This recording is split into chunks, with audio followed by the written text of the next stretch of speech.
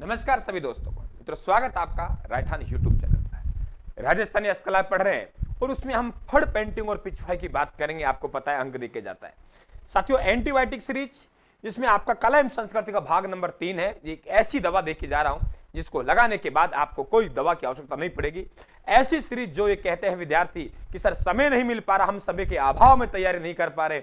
ऐसे विद्यार्थी कह रहे हैं कि सर हम जॉब लग गए लेकिन और तैयारी करना चाहते हैं लेकिन हमें कोचिंगों तक नहीं जाते। ऐसी सीरीज वे गृहिणियां जो कहती हैं कि सर हमारे पास समय नहीं मिल पाता, हम घर का काम करना पड़ता है, वे बहनों को समर्पित। साथियों, ऐसी सीरीज जहां आप लोग वर्षों लग गए लेकिन आपको समझ में नहीं आए, मात्र 5-5 मिनट में समझा के जा रहा हूं। साथियों, क्रमबद्ध रूप से पीडीएफ प्राप्त कर लेना आप राजस्थान के टेलीग्राम से। एग्जाई पीडीएफ है, डायग्राम के नाम से 46 पेज की फाइल रखनी है आपके पास में।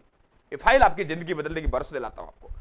फड़ पेंटिंग मित्रों, हम कहेंगे रेदी या खादी का कपड़ा हो। किसका कपड़ा हो? रेदी या खादी कपड़ा हो। विशेषकर कैसा हो? आयताकार। इसमें किसी देवी का चित्र हो सकता है, देवता का चित्र हो सकता है, किसी ऐतिहासिक घटना का चित्र हो सकता है, कोई लोक नायक का चित्र हो सकता है। चित्र क्या कहेंगे? पूरी कहानी। लेकिन पूरी कहानी मित्रों चित्रों के माध्यम से दर्शाई जाए उसे हम फड़ पेंटिंग कहते हैं कि उन चित्रों को पढ़कर पूरी गाथा गाई जाती है।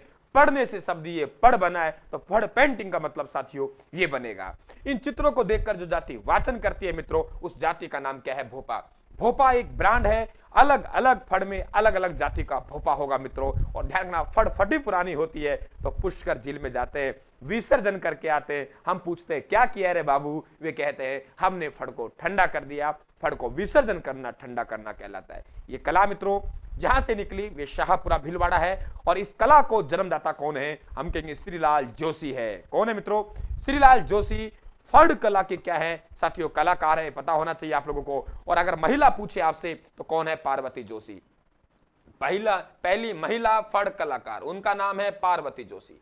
पहली महिला फड़ कलाकार, उनका नाम पार्वती जोशी है। ध्यान रखें आप लोग। और पुरुष पूछे श्रीलाल जोशी, इसके क्या है? जन्मदाता हैं दोस्तों। देवी देवताओं की पढ़ तो हम लोग पढ़ते हैं, लेकिन ऐतिहासिक पढ़ में जैसे हाड़ा रानी की पढ़ बन चुकी है। हाड़ा रानी आप सब जानते हो, अपने पति को शीश काट के युद्ध स्थल में भिजवाया था। अमिताभ बच्चन एक लोक नायक है। रामलाल भोपा और पतासी देवी ने अमिताभ बच्चन का भी फड़ बना चुकी है। साथियों, जो भी साथी राजस्थान जीके में और बढ़िया तैयारी करना चाहता है, बिल्कुल आप कोर्स चल रहा है राजस्थान के मोबाइल ऐप पर और वहां ऑफर चल रहा है, उस ऑफर का लाभ उठाइए आप लोग। और शानदार आपको जहां आपको 101 टेस्ट उपलब्ध करवाए जाएंगे ऑनलाइन और विषय वस्तु आपके लाइव रिकॉर्डेड चलेगी। अथा भंडार है, पढ़ने वाला कोई माई का लाल चाहिए। राजस्थान जीके में तो राजस्थान आपको पीछे नहीं रहने देगा। देव नारायण जी की फड़ मित्रों अलग अलग फड़ है और अलग अलग फड़ का हमें अलग अलग अंदाज में पढ़ना है। जैसे उदाहरण के तौर पर देव नारायण जी की फड़, राजस्थान में सबसे प्राचीन फड़ है तो देव नारायण जी की। और दो बात करें हम लोग पहले कि भोपा देव नारायण जी है गुर्जर समाज के देवता हैं। कौन समाज के देवता है? गुर्जर। इसका मतलब गुर्जर जाति का भोपा इसका क्या करेगा? वाचन करेगा। अलग अलग फड़ में अलग अलग जाति का भोपा। पाबूजी, देखो पाबूजी ऊंटों का देवता कहलाते हैं। सबसे पहले मारवाड़ में ऊंट लेकर यही आए। तो राई का या रेबारी जाति का लोग हैं, पाबूजी राठौड़ को अपना गुरु मानते हैं। तो राई का रेबारी जाति के लोग पाबूजी राठौड़ को अपना गुरु मानते हैं। तो मान लीजिए राई का रेबारी जाति का ऊंट बीमार होता है तो नायक जाति का भोपा से वाचन करवाते हैं। नायक जाति का भोपा होगा वाचन करने वाला। ध्यान रखना, रामदेव जी की फड़ हम कहेंगे कामड़ जाति का भोपा।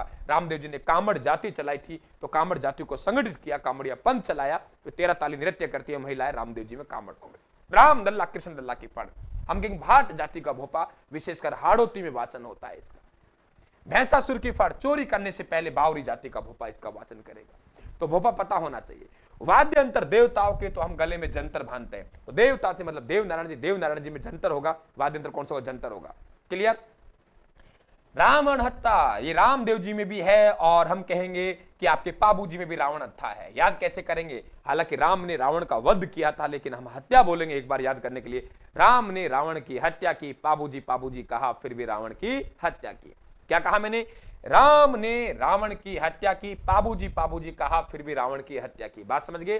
राम ने रावण की हत्या की, पाबूजी कहा फिर भी रावण की हत्या की। हत्या नहीं की, हत्या तो क्या होता है? निर्दोष व्यक्ति को मारना होता है, वध कहेंगे इसे। क्लियर?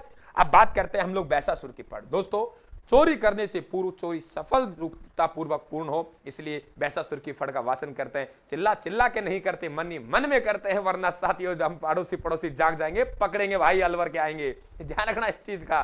तो ये क्या कहेंगे हम लोग? मौन वाचन। उदाहरण अलवर का ही दे दूं और तो किसका दूं? गुणमुण करके मंदिर में जाते हो तुम लोग, मांगते हो हे भगवान अच्छा सा पति मिल जाए हम लोगों को, तो वे मौन वाचन होता है, पठन तौर पर होता है।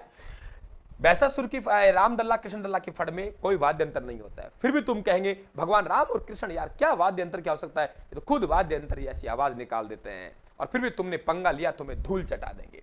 तो धूल जी चितेरा इसका चित्रकार हो गया, बनाने वाला। चितेरा का बोलोगे बनाने वाला। रामदेव जी की फड़ हो गई, बाबू जी की फड़।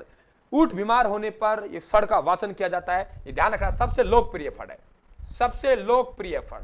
और ये कहें सबसे चौड़ी फड़, सबसे लोकप्रिय और जो चौड़ी फड़ है, ध्यान रखना, ये बाबूजी राठौड़ की फड़ है। सबसे लोकप्रिय और चौड़ी फड़ किसके? बाबूजी राठौड़ की है। सबसे लंबी पूछे आपसे, देवनारायण जी की फड़ है, सबसे लंबी। जब लंबी क्लास होगी तो बच्चे उसमें ज्यादा आएंगे, और दोस्तों बच्चे ज्यादा आएंगे तो हम कहेंगे सर्वाधिक चित्रों वाली फड़ कौन सी होगी? देवनारायण जी की हो गई। सर्वाधिक चित्रों वाली फड़ देवनारायण जी की हो गई। वाचन में सर्वाधिक समय देवनारायण जी की फड़ में लगता है। सर्वाधिक वाचन में समय लेने वाली फड़ देवनारायण जी की, सर्वाधिक चित्रों वाली देवनारायण जी की, सबसे लंबी देवनारायण जी की। और 2 सितंबर 1992 कब? 2 सितंबर 1992 को, 2 सितंबर 1992 को 2 गुणा 2 बराबर 4 सेंटीमीटर का डाक टिकट जारी हो चुका। ये ध्यान रखें। दरी की बात करें, अरे दरी, दरी आप जानते हो दरी एक वस्त्र है साथियों, और राज्य में दरी कहां की प्रसिद्ध है? लवाण दौसा की है, टाकला नागौर के सालावास गांव जोधपुर के। हम कहेंगे दौसा का लवाण था लवाण, और नागौर का टकला साहब टकला। नागौर का टकला, दौसा का लवाण, दौसा का लवाण, नागौर का टकला, दौसा का लवाण, नागौर का टकला। दरी लेने के पास साला के पास जोधपुर गए, दरी लेने के लिए साला के पास जोधपुर में गए, दरी लेने के लिए साला के पास कहां गए? जोधपुर में गए। दरी लेने के लिए साला के पास कहां गए? जोधपुर में गए।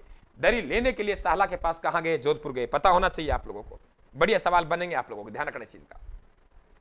आगे बात करें दोस्तों, हम बात करें पिछवाई कला की। कौन सी कला की? पिछवाई कला की। देखिए पिछवाई कला क्या है, बहुत ध्यान सुनना आप लोग, कि हमारे पास पिछवाई कला ये रही, और एक शब्द है पाने, दोनों में अंतर समझ ले आप लोग, और एक शब्द है पेपर मेसी। पिछवाई, पाने और पेपर मेसी ये अलग अलग हैं आप लोगों के। पिछवाई हम लोग कहेंगे कपड़े पर जो धार्मिक चित्र होते हैं, और धार्मिक चित्र मतलब भगवान श्री कृष्ण के, तो भगवान श्री कृष्ण के जो चित्र होंगे और वल्लभ संप्रदाय, उसे हम पिछवाई कला कहेंगे। और ये से आपके कहा श्रीनाथ द्वारा राज संबंध की है, ठीक है। पाने हम कागज पर सूक्ष्म चित्रांकन बनाएंगे, उन्हें हम पाने कहते हैं। और विभिन्न कलाकृतियों में काटने की जो कला है साथियों, उसे हम लोग क्या कहते हैं? कागज को विभिन्न कलाकृतियों में काट दी, वे कला पेपर मेशी कहलाती है। कागज को विभिन्न कलाकृतियों में काटकर उन्हें सूक्ष्म आकृति देने की कला पेपर मेशी कहलाती है। और जयपुर की प्रसिद्ध एक प्लाईग्राम टोकी है।